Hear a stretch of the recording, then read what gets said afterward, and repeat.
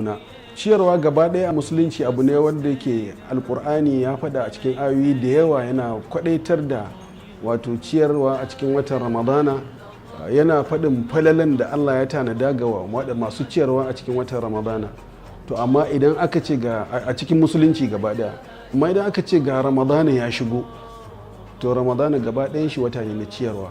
domin Allah tabaraka wa ta'ala ya keɓe azumi domin kanshi, sannan kuma ya keɓe watan ramadana domin azumtarsa gaba ɗaya ga musulmi.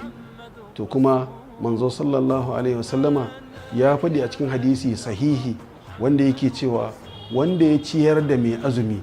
to ya kasance yana da kwatankwacin aladan mai azumin,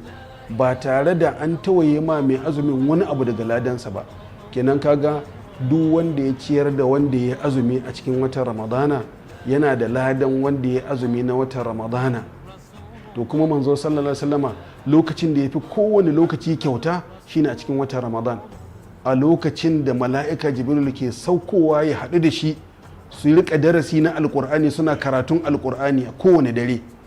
To in cikin daren nan mala'ika jibril ya zo sun yi darasin alkur'ani tare da manzon Allah sallallahu alaihi wasallama, to shi kuma manzo sallallahu alaihi wasallam a cikin yinin wannan wata gaba ɗaya kyauta yake ta yi,